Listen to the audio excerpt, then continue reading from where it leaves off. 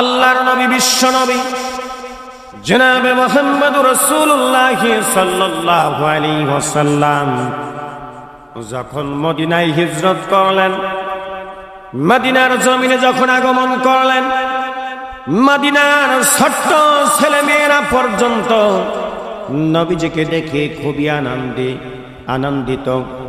আল্লাহর নবী ওয়েলকাম, স্বাগতম জানালেন। আল্লাহর নবী বিশ্ব নবী জনাবে মুহাম্মদুর রাসূলুল্লাহ সাল্লাল্লাহু আলাইহি ওয়াসাল্লাম মদিনায় আসার পর এবার কোরআনের দাওয়াত দিচ্ছিলেন। কলিজার টুকরা মুসলমান ভাইরা, আল্লাহর নবী যখন বললেন কুলু লা ইলাহা ইল্লাল্লাহু মুহাম্মাদুর রাসূলুল্লাহ সাল্লাল্লাহু আলাইহি ওয়াসাল্লাম, যখন নবীজি দাওয়াত দিলেন, এবার একদিন, 2 দিন, 3 দিন আল্লাহর নবী দাওয়াত দেয়, মুসলমানদের সংখ্যা দিন দিন বেড়ে যায়। কলিজার টুকরা মুসলমান ভাইরা, আল্লাহর নবী হঠাৎ করে মদিনার জমিনে নাই। হযরত আলী, হযরত আবু বকর, হযরত ওমর খুঁজতেছিলেন। আল্লাহর নবী কে খোঁজার জন্য তালাশ করতেছে, কিন্তু আল্লাহর নবী মদিনার অলিতে গলিতে কোথাও পাওয়া যায় না। এদিকে মানুষের কান্নার রোল পড়ে গেছে, শুধু কান্না। হযরত ফাতিমা কান্না, হযরত হাসান হুসাইনের কান্না, গোটা মদিনার মানুষের কান্না। আল্লাহর নবী কই, আল্লাহর নবী কই? কলিজার টুকরা মুসলমান, হযরত আবু বকর খুঁজলেন, হযরত আলী খুঁজলেন, হযরত ওমর খুঁজলেন। ওমর আর থাকতে পারলেন না, মদিনার উচ্চ পাহাড়ে ওঠে।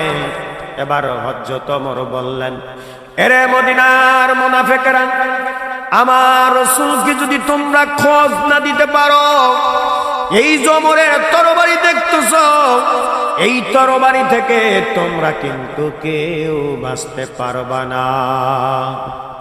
যখন ওমর এই কথা বললেন, সব মুনাফিকেরা থরথর করে কাঁপতেছে। আল্লাহর নবীর সাহাবী হযরত আবু বকর ডাক দিয়া কয়, ওমর, আমি খুঁজলাম, তুমি খুঁজলা, হযরত আলীও তো খুঁজলো, কিন্তু রাসূলকে পাওয়া যায় না।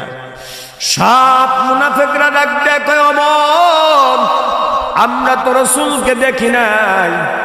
হযরত ওমর আরো রাগান্বিত হয়, তোমরা যদি রাসূলের খোঁজ না দিতে পারো, এরে মদিনার মুনাফিকরা, এই জমরের তরবারি দেখতেছো, এই তরবারি থেকে তোমরা কিন্তু কেউ রেহাই পাবা না, কেউ বাঁচতে পারবা না।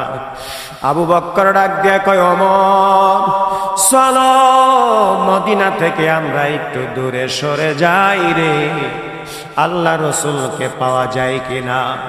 হযরত আবু বকর ওমরকে সঙ্গে করে নিয়া, কলিজার টুকরা মুসলমান, আল্লাহর নবীর সাহাবী আবু বকর ওমরকে নিয়া মদিনা থেকে 3.5 মাইল দূরে জাবালে সালাত, একটি পাহাড়ের দিকে রওনা হলেন।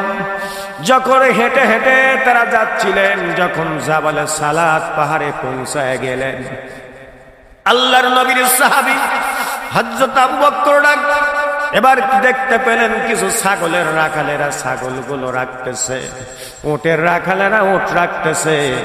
আবু বকর ডাক দিয়া কয়, ও রাখালেরা, আল্লাহ রসুলকে তোমরা দেখছো নাকি? সব রাখালেরা ডাক দিয়া কয়, তোমরা কারা? বলে, আমরা তো নবীর সাহাবী। ডাক দিয়া বলে, নবীর সাহাবীরা তোমরা শোনো, ওই যে জাবালে সালাত পাহাড়ের গুহায় এমন একজন মানুষ আজ 3 দিন ধরে সিজদায় পড়ে শুধু কান্দে। আমাদের ছাগলগুলো ঘাসে মুখ লাগায় না, তার দিকে দৃষ্টিগোচর করে তাকায় আছে। আমাদের উটগুলো ঘাসে মুখ লাগায় না, তাদের গলায় রশি ধরে, রশি লাগায় টানলে বাড়ির দিকে নিতে পারি না রে। হযরত আবু বকর ডাক দিয়া কয়, ওগো আল্লাহ নবীর সাহাবী ওমর, চলো যাই, ওই রাসূল ছাড়া কেউ হতে পারে না রে, চলো।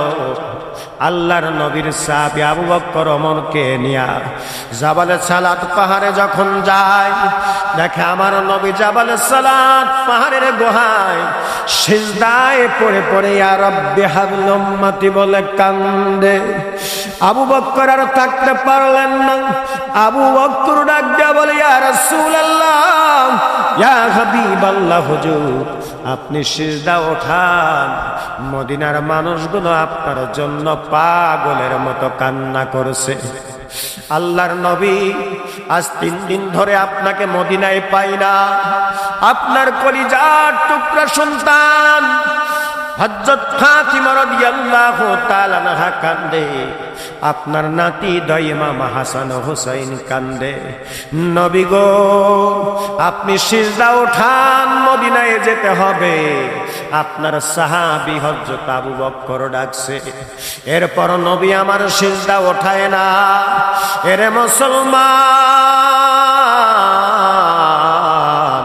হযরত আবু বকর চিন্তা করে আমার নবী যে উম্মতদের জন্য কান্দে, ইয়া রাব্বি হাবলি উম্মতি বলে কান্নার আওয়াজ। হযরত আবু বকর ডাক দিয়া বলে ইয়া রাসূলুল্লাহ, ইয়া হাবিবাল্লাহ, নবীজি আপনি যেই উম্মতদের জন্য কান্না করছেন, আমি আপনার সাহাবী হযরত আবু বকর জিন্দেগিতে যত আমল করলাম সমস্ত আমলগুলো আপনার উম্মতি মুহাম্মাদের জন্য আমি উপহার দিয়ে দিলাম। আপনি সিজদা ওঠান, সিজদা ওঠান। এরে মুসলমান, এরপরও আমার নবী সিজদা ওঠায় না। আল্লাহর নবীর সাহাবী ওমর ডাক দিয়া বলে ইয়া রাসূলুল্লাহ, ইয়া হাবিবাল্লাহ, হুজুর আপনার সাহাবী আমি ওমর। আমার যখন 26 বছর বয়স, আমি একজন যুবক, আমার শরীরের মধ্যে রক্ত টকবক টকবক করছে। ওই সময় আপনার কাল্লা দ্বিখণ্ডিত করার জন্য তরবারি নিয়ে রাস্তায় বের হয়েছি নবী। ইয়া রাসূলুল্লাহ, ইয়া হাবিবাল্লাহ, একজন পথিক লোকটির কথা মতো আমার চাবিকাঠি ঘুরে গেল। ওই 26 বছর বয়সে আপনার কাছে এসে আমি যখন কালেমা পড়ে মুসলমান হয়ে গেলাম, নবী গো, ওই দিন থেকে আমি আমার জিন্দেগিতে যত আমল করলাম, ইয়া রাসূলুল্লাহ, যে উম্মতদের জন্য আপনি কান্নার আওয়াজ তুলছেন আল্লাহ তাআলার কাছে, নবী গো আপনি আর কাঁদবেন না, আপনি সিজদা ওঠান, মদিনায় যেতে হবে। আমার আমি আপনার সাহাবী ওমরের জিন্দেগির সব নেকিগুলো আমি দান করে দিলাম। সুবহানাল্লাহ। এরপরও আমার নবী সিজদা ওঠায় না। হযরত আবু বকর ডাক দিয়া বলে ওমর চলো যাই, হযরত আলীর কাছে খবরটা পৌঁছায় দে। আমার মনে হয় যতক্ষণ পর্যন্ত হযরত ফাতিমা আসবে না রে, হাসান হোসাইন আসবে না, রাসূল ততক্ষণ পর্যন্ত সিজদা তুলবে না। হযরত আবু বকর ওমরকে সঙ্গে করে নিয়া মদিনায় ফিরে আসলেন। হযরত আলীকে বললেন, আলী ভাই, ফাতিমার কাছে গিয়ে খবরটা পৌঁছায়া দাও, আর যেন ফাতিমা কান্নার আওয়াজ না তোলে। রাসূলের খোঁজ পাওয়া গেছে। হযরত আলী ডেকে বলে, ও ফাতিমা, আর কান্না করিও না রে ফাতিমা, তোমার বাবা মুহাম্মদ সাল্লাল্লাহু আলাইহি ওয়াসাল্লাম ওই জাবাল সালাত পাহাড়ের গুহার কিনারায় সিজদায় পড়ে পড়ে কান্নার আওয়াজ তুলছে।